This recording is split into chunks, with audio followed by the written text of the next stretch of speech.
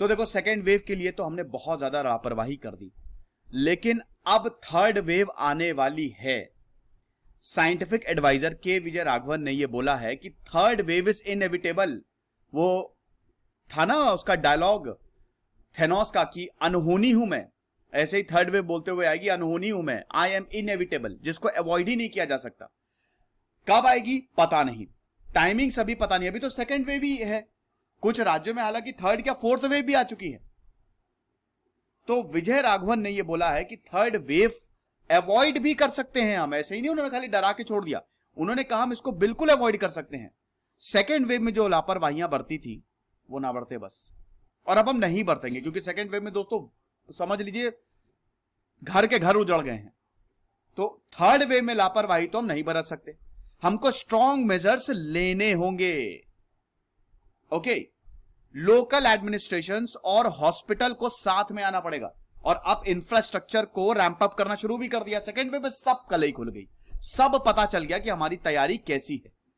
तो अब जाके रियलाइज हो गया, चलो ठीक है, दे रहा है दुरुस्त है, लेकिन पहले आ जाते तो इतने परिवार नहीं जुड़ते। मैंने खुद अपने परिवार में एक बहुत अजीज को खोया है। तो पहली बात हम ये बताते कि वेव होती क्या है। वैसे तो अगर प्योर साइंस की बात करें तो लॉन्गिट्यूडनल और ट्रांसवर्स वेव होती हैं, इलेक्ट्रोमैग्नेटिक, जैसे लाइट इज इलेक्ट्रोमैग्नेटिक वेव, लेकिन ये वेव अलग है। ठीक है, कोई टेक्स्ट बुक डेफिनेशन नहीं है कि वेव होती क्या है। एपिडेमिक में वेव क्या है, बेसिकली जब बहुत तेजी से केसेस बढ़ते हैं तो हम ये देखते हैं कि बहुत तेजी से केसेस बढ़ रहे हैं, इन्फेक्शन बढ़ रहे हैं, एक वेव आ गई है। ओके, तो एपिडेमिक अगर मान लीजिए कि कोई डिजीज है, उसको लेके वेव की कोई प्रॉपर डेफिनेशन नहीं है।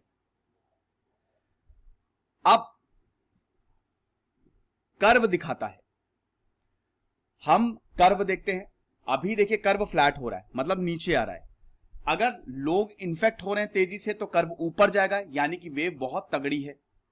अब जनरली क्या होता है कि मान लो जैसे एक बार इन्फेक्शन ऊपर गए, ऊपर जाते गए फिर पीक आ गई। एक कहते हैं ना कि एक पॉइंट तक इंसान सह पाता है, एक पॉइंट तक ही सब कुछ होता है, सैचुरेशन पॉइंट आता है, बस उसके बाद फिर डिक्लाइन होना शुरू हो जाता है। लेकिन अगर मान लो डिक्लाइन हुआ, फिर से एकदम से केसेस बढ़ने लगे, तो हम ये देखते हैं सेकेंड वेव। फिर डिक्लाइन हुआ, फिर से एकदम से केसेस बढ़ने लगे, तो थर्ड वेव। ये है, समझ गए आप? तो सीजनैलिटी ऑफ द डिजीज को ये रेफर करता है कि कुछ viral infection seasonal in nature, influenza seasonal in nature, जब भी सर्दियां आती है तो जुकाम ज्यादा होता है, गर्मियों में हमको जुकाम नहीं, कुछ सीजनल होते हैं। बारिश आती है, डेंगू की संभावना ज्यादा रहती है। इन्फेक्शंस आते हैं जाते हैं, लेकिन ये इन्फेक्शन तो जा ही नहीं रहा है, बस आ ही रहा है। थर्ड वेव को हम आइडेंटिफाई कैसे करें? वही मैंने बताया ना कि आप आइडेंटिफाई करने का मैंने सबसे बढ़िया, कर्व अगर ऊपर जा रहा है तो वेव एक पहले डिक्लाइन हुआ फिर ऊपर गया, दैट मींस एक वेव आ गई। डिक्लाइनिंग फेज में थी, लेकिन 6 मई से एकदम से, नहीं सॉरी, अभी तक फरवरी तक डिक्लाइनिंग में थी, लेकिन 20 फरवरी के बाद फिर से केसेस, तब भी हम बिल्कुल एकदम मस्त।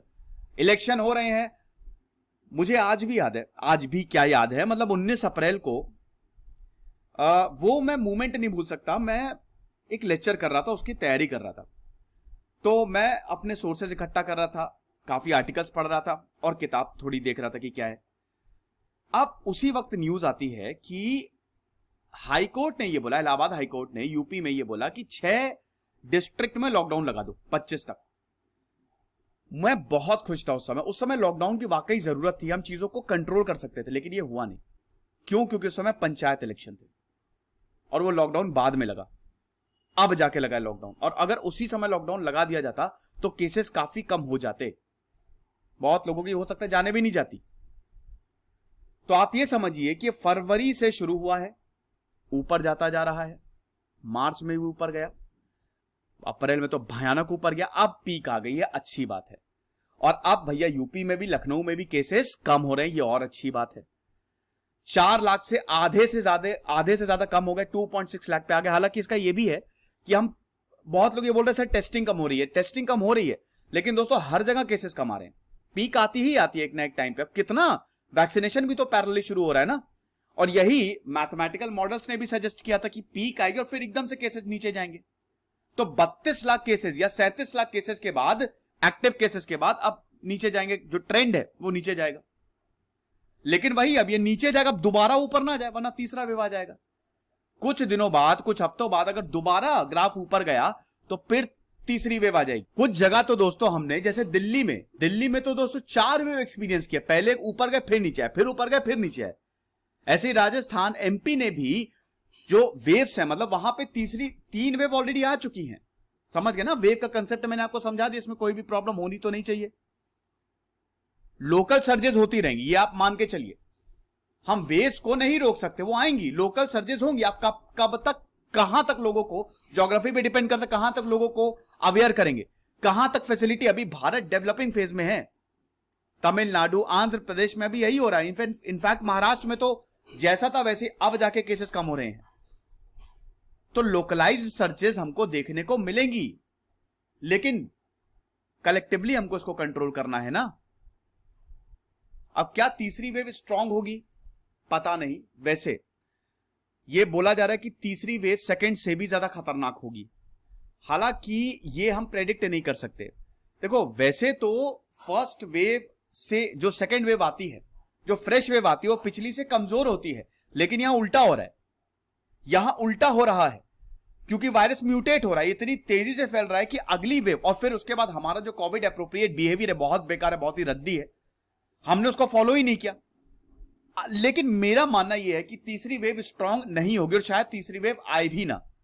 उसका रीजन मैं बता रहा हूं, क्योंकि देखिए अभी वैक्सीनेशन भी हो रहा है। अब सेकेंड वेव बहुत ही ज्यादा खतरनाक है।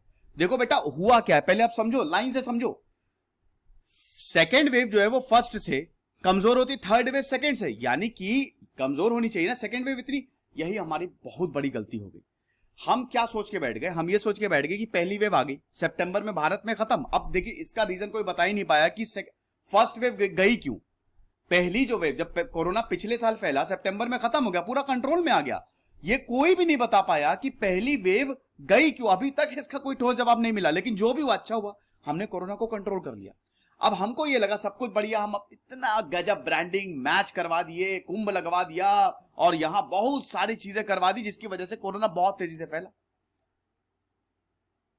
दूसरा पॉइंट ये था कि हमको इसलिए भी सेकेंड वेव फर्स्ट वेव से कम होती है, तो हमको यह भी लग रहा था कि देखो भैया, ज्यादातर लोगों को इम्यूनिटी हो गई है, तो और वैक्सीनेशन भी चल रहा है, तो जाहिर सी बात है कि सेकेंड वेव फर्स्ट से कम होगी, तो हम और ज्यादा आराम से बैठ गए। लेकिन ऐसा हुआ नहीं।